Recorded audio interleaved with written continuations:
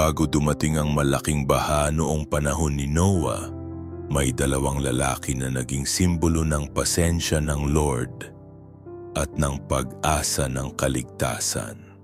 Isang lolo na nabuhay ng halos 1,000 taon at isang ama na nagpropesiya tungkol sa ginhawang darating. Sila ay sina Methuselah at Lamech. Dalawang lalaking ginamit ng Lord para ipakita ang kanyang awa at plano ng kaligtasan bago pa dumating ang hatol sa mundo. Sa gitna ng isang henerasyong puno ng kasamaan, sila ang nagpapatunay na may mga taong nananatiling tapat sa Diyos hanggang sa huli. Si Methuselah ay anak ni Enoch, ang lalaking lumakad kasama ng Lord.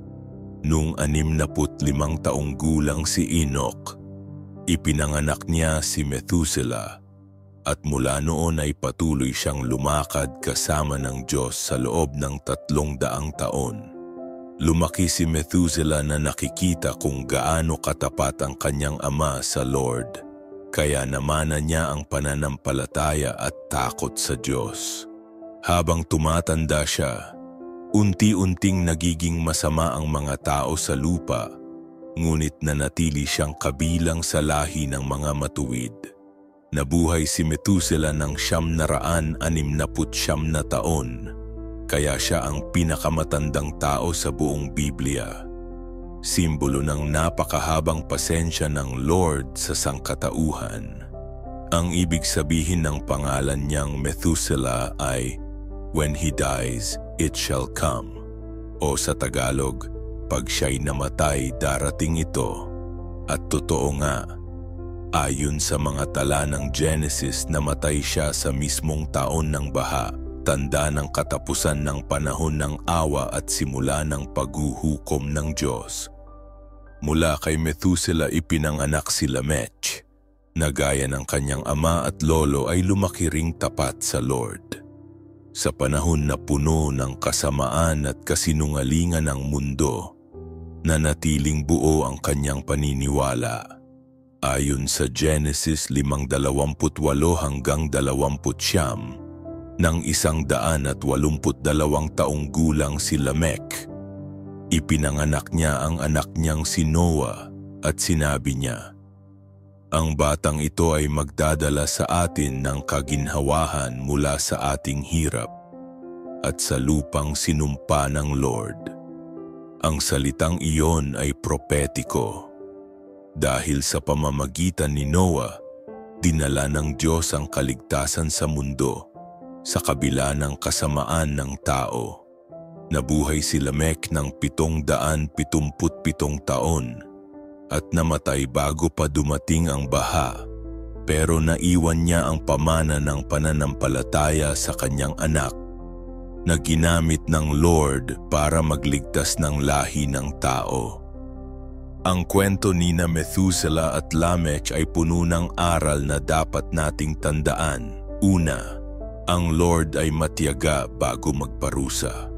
Ang napakahabang buhay ni Methuselah ay larawan ng mahabang pasensya ng Diyos bago pa man dumating ang kanyang hatol. Pangalawa, ang tunay na pananampalataya ay dapat ipasa mula kay Enoch, kay Methuselah, kay Lamech, hanggang kay Noah. Makikita natin ang tuloy-tuloy na lahi ng mga taong matuwid. Pangatlo, ang mga salita ng pananampalataya ay may kapangyarihan.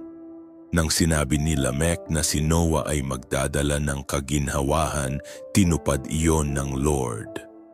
Pang-apat, bago dumating ang hatol, laging naghahanda ang Diyos ng mga tapat sa Kanya. Bago pa bumaha, may Enoch, may Methuselah, may Lamech, mga taong nagsisilbing ilaw sa gitna ng kadiliman. Dapat tayong matutong manatiling tapat sa Lord kahit napapaligiran tayo ng kasamaan. Huwag nating abusuhin ang pasensya ng Diyos. Sa halip, gamitin natin ito bilang pagkakataon para magsisi at maglingkod. Kung ikaw ay magulang, Ipasa mo ang pananampalataya sa iyong mga anak dahil ang pinakamahalagang pamana ay hindi kayamanan, kundi ang pagtitiwala sa Lord. Tulad ni Lamech, maging tagapagdala ka ng pag-asa, magsalita ng pananampalatayang nagbibigay buhay at nagtuturo sa iba na magtiwala sa Diyos kahit mahirap ang panahon. Tahimik man ang buhay ni Methuselah at Lamech. Sa Biblia, malakas naman ang mensahe ng kanilang mga taon sa lupa. Si Methuselah ay larawan ng pasensya at awa ng Lord, at si Lamech naman ay larawan ng pag-asa at pananampalatayang nagbubukas ng bagong simula. Sa kanilang lahi ipinanganak si Noah, ang lalaking ginamit ng Diyos upang magdala ng kaligtasan sa mundo. Kaya't kung pakiramdam mo ay puno na ng kadiliman ang paligid mo, tandaan mo, laging may inihahandang liwanag ang Lord. Ang kanyang pasensya ay hindi kahinaan, kundi pagkakataon para sa ating pagsisisi.